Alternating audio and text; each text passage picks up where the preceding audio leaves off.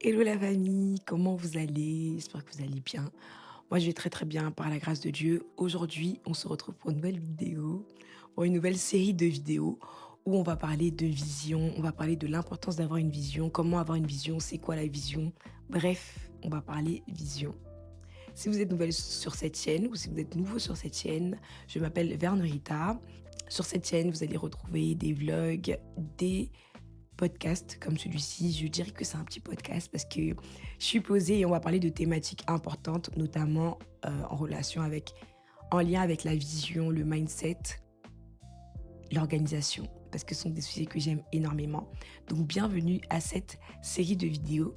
Si vous ne me connaissez pas, n'hésitez pas à vous abonner et à me suivre sur mes différents réseaux sociaux, notamment Instagram et LinkedIn. Bientôt TikTok, mais bon, c'est pas la question. Bientôt TikTok, mais c'est pas pour le moment. Et installez-vous tout simplement et c'est parti. On a commencé l'année 2026 et j'imagine que comme moi, vous avez vu plein de vision boards, de plans d'objectifs, de plans d'action pour l'année 2026, etc. Vision board par-ci, vision board par-là, plein d'images de personnes qui vous montraient leur bilan d'année et ce qu'ils allaient faire comme objectif pour cette année. Et peut-être que toi, tu te disais, mais je sais même pas c'est quoi ça, vision board.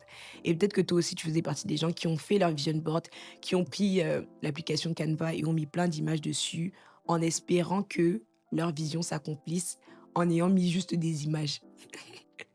On comprendra dans cette vidéo que mettre des images sur une application ou sur une feuille ne suffit pas, malheureusement. Et avant de pouvoir faire un vision board, c'est important de s'asseoir pour parler de vision tout simplement. En fait, il faut comprendre une chose, c'est que le vision board, c'est pas mauvais parce que je trouve que c'est une bonne manière d'initier les personnes qui n'ont pas l'habitude de parler de vision. C'est une approche un peu plus stylée, on va dire, parce que ça pousse les personnes à rentrer d'abord dans le côté créatif, à mettre des images qui vont leur parler, etc. Mais de la même manière que tu t'assois pour mettre des images, il faut d'abord que tu puisses t'asseoir pour dire qu'est-ce que signifie chacune de ces images-là. Je ne dis pas que faire un vision board, c'est pas bien ou c'est mauvais, etc. Mais pour que ton vision board soit cohérent, il faut d'abord que tu t'asseyes pour travailler ta vision. Travailler la vision, travailler ce que signifie chacune de ces images-là, en fait. Que tu sois chrétien, pas chrétien, que tu aies un certain âge ou que tu n'aies pas un âge, peu importe l'âge, il n'y a pas d'âge pour travailler sa vision, il n'y a pas d'âge pour commencer à écrire sa vision. En fait, pour moi, lorsque tu commences à travailler ta vision, ça démontre en fait le moment où tu commences à prendre au sérieux ta vie. Alors pour ma part, j'ai toujours été quelqu'un qui aimait énormément la notion de vision. J'aimais trop le fait que tu puisses t'asseoir un jour et tu puisses te dire: «Qu'est-ce que je veux devenir?» J'avais déjà fait même une vidéo dessus sur ma chaîne. Il y a quelques années, j'ai un peu eu le déclic par rapport à ça et je me suis dit: «Waouh, c'est un truc de fou» et tout ça. Et donc toutes les années, je me posais et je me disais: «Qu'est-ce que c'est quoi ma vision? C'est quoi mes objectifs?» et cetera. Et l'année 2025, ça a été une année un peu particulière pour moi parce que, à la différence des autres années, je ne m'étais pas trop penchée sur mes objectifs. Et j'avais eu à cœur de travailler vraiment sur l'état de mon cœur, à savoir mon caractère, ce qu'il y a vraiment dans mon cœur, c'est-à-dire mes pensées, quelles sont les pensées que j'ai le plus, quelles sont les limites que j'ai souvent, et mettre de côté le faire pour me concentrer sur le être. La Bible dit dans le livre de Proverbes 4, verset 23, garde ton cœur plus que toute autre chose, car c'est de lui que viennent les sources de la vie. Et en fait, je me suis dit cette année, je vais mettre en pratique ce verset à 100%. Donc au début de l'année 2025, je m'étais dit, je vais faire, avoir facile mes objectifs, etc., etc. Et cetera. Et en février, je me suis dit, je vais mettre de côté ces objectifs-là et je vais me concentrer uniquement sur l'état de mon cœur. Parce que c'était comme si je me disais, si ce verset-là dit la vérité, normalement, si je me concentre sur mon cœur, je vivrai des choses que je n'ai même pas demandé. C'est comme ça que donc toute l'année de 2025, notamment, j'ai commencé en février, notamment la première partie de l'année, je me suis assise et je me suis dit, de la même manière qu'on planifie souvent ce qu'on veut obtenir, à savoir je veux avoir mon permis, je veux avoir ma maison, etc. De cette même manière, je vais planifier mon caractère. Et tout au long de l'année, donc je me suis assise, je me suis dit, ah, j'ai remarqué que j'avais tel problème avec ci, j'avais le problème avec ça, ça. Et je vais travailler dessus cette année. Je vais vraiment m'asseoir pour faire un plan, pour me dire, cette année, je travaille dessus comme ci, comme ça, comme ça, comme ça, comme ça. Figurez-vous qu'à la fin de l'année 2025, j'ai vécu des dingueries. C'est-à-dire que mon année 2025, je me suis dit, mais c'est pas possible. Et c'est là que j'ai compris que ce verset, c'était vraiment la vérité, en fait. Quand tu gardes ton cœur plus que toute autre chose, tu vas commencer à vivre des choses sans même les demander. Je vous donne des exemples. Depuis, ça faisait 1 an, 2 ans que j'étais: «Ouais, je vais avoir mon code et cetera». Je l'ai eu dès la première fois par la grâce de Dieu. Par rapport à l'entreprise que j'ai pu voyager, partir dans un autre pays pour ce que je fais. C'est cette année-là, j'ai pu, être invitée à des endroits pour intervenir, pour chanter, bref, plein de choses et cetera. Je ne vais pas vous étaler tout ça, ça ne sert à rien, mais c'est juste pour vous dire que je me suis rendu compte que le fait de devenir est plus important que le fait d'obtenir. Et la question de la vision, c'est tout simplement: à qui est-ce que tu veux ressembler? Qu'est-ce que tu veux devenir? Quand tu t'attelles à devenir, tu te garantis le obtenir. Quand tu t'attelles à te demander: qui est-ce que je veux devenir? Quel type de personne je veux devenir? Quel caractère je veux avoir?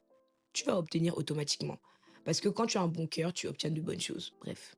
Quand tu travailles ton mindset de déterminé, de persévérant, tu ne peux qu'obtenir de bonnes choses. Et la question de la vision, premièrement, c'est pas juste te mettre des objectifs en mode je veux avoir ça, je veux avoir ça, je veux avoir ça, je veux avoir ci, je veux obtenir ci, ça. C'est la question de à qui est-ce que tu veux ressembler? Qu'est-ce que tu veux devenir? La question de la vision, pour moi, c'est premièrement ça. Avant de te demander qu'est-ce que je veux obtenir, c'est la question de te demander qu'est-ce que je veux devenir. Oui, c'est des questions qu'il faut se poser parce qu'on n'est pas le résultat du hasard.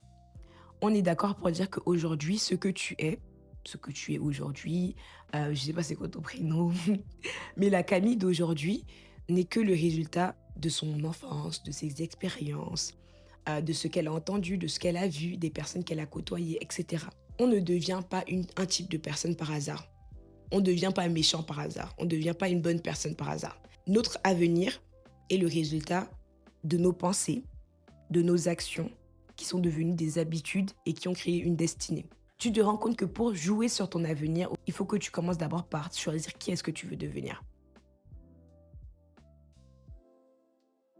Le but de cette vidéo, c'est un peu d'allumer la lumière. Le but, c'est que cette année 2026 soit une année qui ne soit pas la même que les autres années.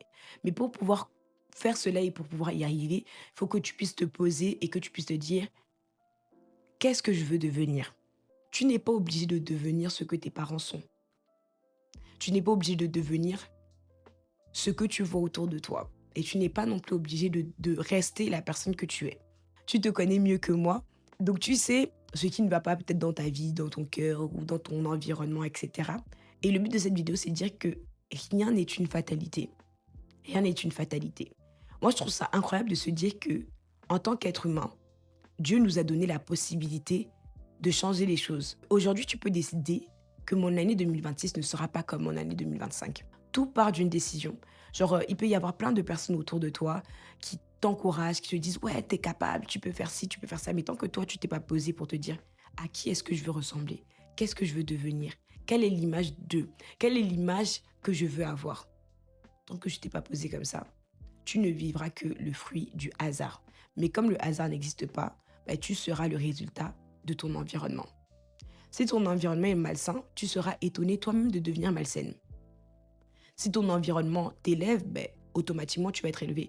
Tu as la possibilité de décider ce à quoi tu veux devenir. Comme j'ai dit, cette vidéo, c'est un peu comme une introduction d'une longue série de vidéos que j'aimerais faire sur la notion de vision. C'était d'abord juste un peu comme pour nous réveiller et nous dire que la vision, quand tu commences à travailler ta vision, c'est le moment où tu commences à dire: je décide de ne plus subir et je décide d'agir. La catégorie des personnes qui décident de travailler sur leur vision et de se poser dessus, c'est la catégorie des personnes qui décident de ne plus subir, mais d'agir. Ils décident de devenir acteurs de leur vie et de ne plus devenir spectateurs. Et je sais très bien que sûrement tu ne t'attendais pas à ce genre de paroles ou de conseils ou autres, parce que sur les réseaux sociaux, on est souvent emmené à entendre des personnes qui vont nous dire: fais, fais, fais, fais, fais, fais. Et on va pas souvent entendre des personnes qui vont dire: sois d'abord avant de faire. Mais bon, c'est comme ça que ce que j'avais à cœur de vous partager avant de pouvoir commencer à vous dire: oui, lève-toi le matin à 5 heures, deviens discipliné, sois machin et tout. Commence à acheter ça, à faire ci, à faire ça, habille-toi comme ça, habille-toi comme ci. Le plus important avant de faire, c'est d'abord d'être. Donc c'était un peu l'introduction de cette série de vidéos. J'ai vraiment hâte de commencer et de vraiment rentrer en profondeur, mais je pense que c'est déjà une bonne entrée en matière. Dites-moi en commentaire ce que vous en avez pensé. Si vous êtes d'accord avec ça, avec le fait que on a la possibilité, on a la capacité de pouvoir décider ce que l'on veut devenir. Et il y a beaucoup de choses, même quand Dieu a des projets pour nous, même quand Dieu dit j'ai des projets de paix et non de malheur pour toi, l'être humain, donc toi, moi, on a la capacité et on a le devoir de prendre des décisions. Toi, tant que toi, tu ne décides pas, rien ne va se faire. Dans les prochaines vidéos, j'aborderai comment avoir une vision, comment travailler sur sa vision. Je sais qu'il y a beaucoup de personnes qui se disent mais je sais pas c'est quoi ma vision, ça veut dire quoi, etc. etc. Moi-même qui vous parle, je peux pas vous dire que j'ai une vision précise de ce que je suis ou de où est-ce que je vais aller, mais c'est important de se poser dessus parce que parfois c'est en chemin que le Seigneur définit où est la trajectoire. Mais commence déjà par avoir quelque chose et ce quelque chose-là te permettra de te mettre en mouvement et de te mettre en marche. Bref, c'était une entrée en matière. N'hésitez pas à me dire en commentaire ce que vous en avez pensé et qu'est-ce que pour vous ça veut dire la vision. Quand on vous dit vision, vous pensez à quoi? Sur ce, je vous souhaite une bonne journée, une bonne après-midi, bonne soirée selon l'heure à laquelle vous me regardez. N'hésitez pas à vous abonner, à laisser un commentaire et à me suivre sur mes réseaux sociaux. Et on se donne rendez-vous très prochainement par la grâce de Dieu. Cette semaine, j'aimerais bien lancer quelque chose, notamment concernant la vision toujours, mais plus par rapport à l'organisation maintenant. Je ne vous en dis pas plus parce que j'espère que je vais pouvoir mettre ça en pratique. Abonnez-vous si vous voulez en savoir plus. Sur ce, je vous fais plein de bisous. Prenez soin de vous et à la prochaine.